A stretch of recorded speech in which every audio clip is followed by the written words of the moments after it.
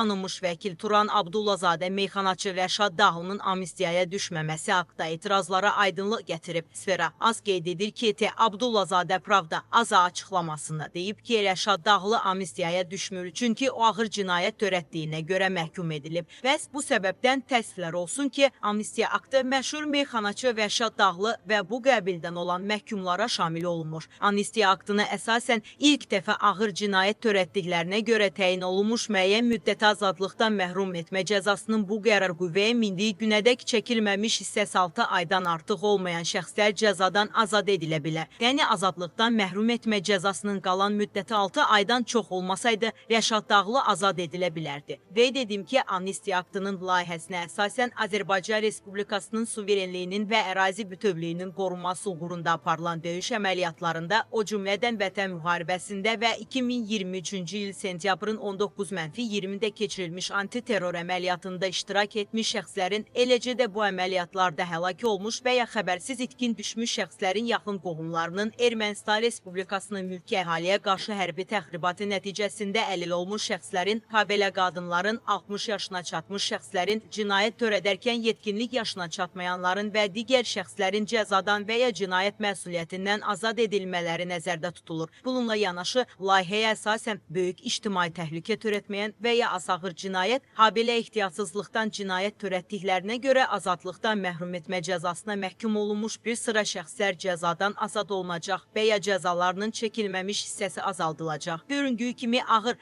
və xüsusilə ağır cinayətlərə görə məhkum olunanlar istisna olmaqla amnistiya tətbiqi nəticəsində təyin edilmiş cəzanın müddətindən asılı olmayaraq müəyyən müddəti azadlıqdan məhrum etmə cəzasından azad ediləcək şəxslərin dairəsi məlum olub, vəkil bildirib.